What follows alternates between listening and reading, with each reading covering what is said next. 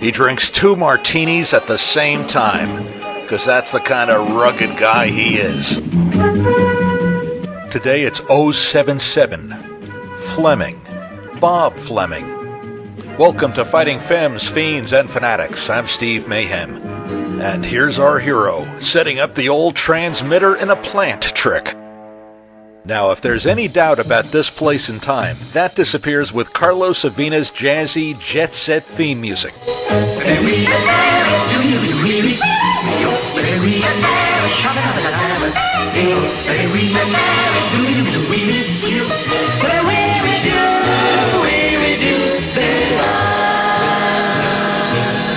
It's the 1960s, and the world can't get enough of super spies, gorgeous women, exotic locales, and gadgets. International movie distributors shed no shame conflating the James Bond phenomenon with their own, more modestly budgeted counterparts. The most common English language title for today's movie is 077, Killers Are Challenged. It's also known as Mission Casablanca.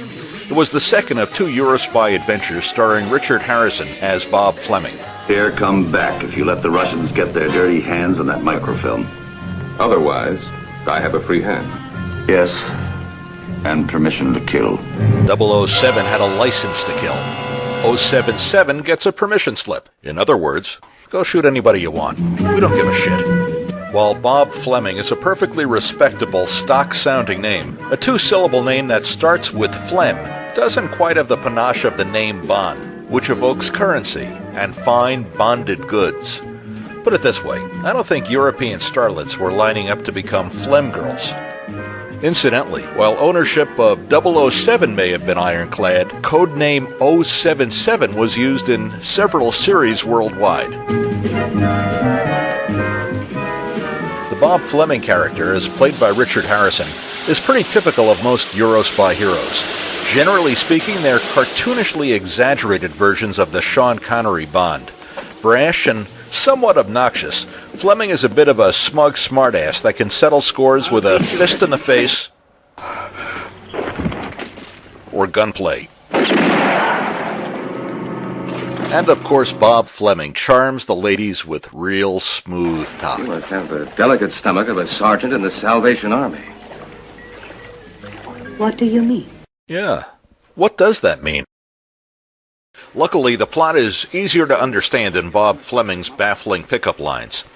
Rather than the usual Eurospy microfilm MacGuffin, the device that drives the plot of this movie is very contemporary half a century later. We'd been on the verge of discovering a new source of energy. If the results of your research are accurate, in the future, all traditional ways of producing energy will become obsolete. And now I suppose you're wondering who could be interested in seeing that this discovery is delayed as long as possible. One thing is clear. This trio of scientists have invented a surefire formula for getting themselves killed. Producers of energy, particularly oil, don't take kindly to being put out of business. So, say goodbye to Scientist 1. And hasta la vista, Scientist 2. And now, Agent Bob Fleming is given the assignment of protecting the priceless ass of Scientist Number 3, which leads to the movie's central and most welcome gimmick, a femme fatale version of Charlie's Angels, employed by a mysterious Texas oil tycoon. Now, this movie actually predated the Angels TV series by a decade, so if there's any connection at all, it's pretty tenuous. The girl gang novelty is set up by having most of the male gang members suffer a high attrition rate early on. In a scene right out of the Spy vs. Spy comic strip, a goon tries to plant a bomb on our wily agent. And there's Bob Fleming at the airport bar. Middle of the day, and he's putting away scotch like it's Pepsi. What will you have, sir? Orangeade. Orangeade. What kind of tough guy steps to the bar and orders Orangeade?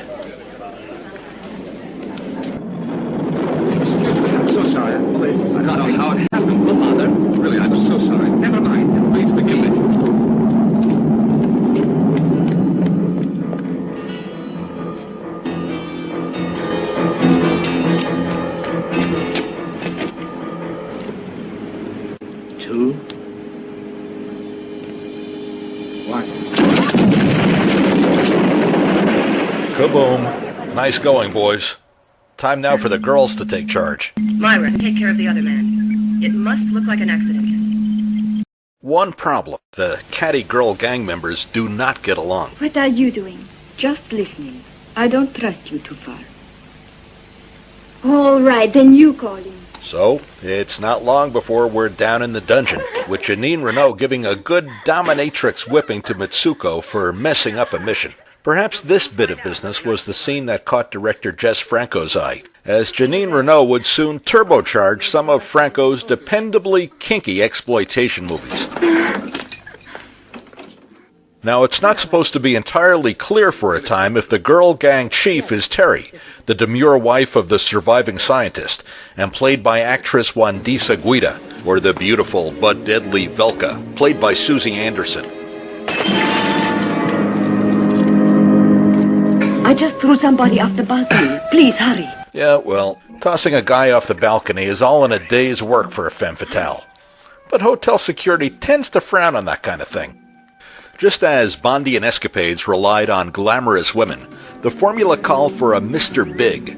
But in this case, the criminal mastermind has a tragic flaw. No, it's not the fact that he's bound to a wheelchair. It's a much more serious affliction for a villain. I'm not a killer. Well, it's a good thing this embarrassment to villainy has some girls around to do his dirty work. And they're willing to kill anybody, including each other. 077 Killers Are Challenged was directed by Antonio Margheriti, who usually worked under the name Anthony M. Dawson. Margheriti was a very busy director who generally specialized in horror and sci-fi films. The Eurospy genre, though, was not really his forte. The only other Eurospy in this director's filmography is Lightning Bolt from 1966, and that also co-starred Wandisa Guida, billed as Wanda Lee. Now, while the direction in 077 Killers Are Challenged is efficient most of the time, there are some problems. As Killers reaches the finale, and at a time when the suspense should be ratcheting up, the movie launches into an overlong comic relief barroom brawl. This is a stand-in for the big-scale battle scene that typically occurs at this point in an action-adventure, but it's a weak substitute for hard-boiled mayhem. Killer's biggest problem, though, is the lack of a real supervillain. While having 3 or arguably 4 female heavies is a great novelty, We have to get out of here. the otherwise ho-hum narrative needs the spectacle of a criminal mastermind with a lavishly equipped lair, like this. Fuel to level 2. Insert charge in the cave vault. Despite its shortcomings, 077 Killers Are Challenged still has a lot of things going for it. Besides a bevy of beautiful women for the hero to romance, there's a modern blood for oil plot, some modest gadgets, colorful locales, and a great score by Carlo Savina, who composed music for over 150 movies, including The Godfather. The hero, Bob Fleming, lacks the complexity and ironic wit of James Bond, but that's understandable given the assembly line nature of Eurospy Bond imitations, and there were a gazillion of them. With that said, Harrison is actually pretty good at this type of thing. His character is one note. Enemy agents could drop a piano on his head, and he'd still retain that smart aleck smirk. But he's confident and relaxed on screen, and looks good throwing and taking punches.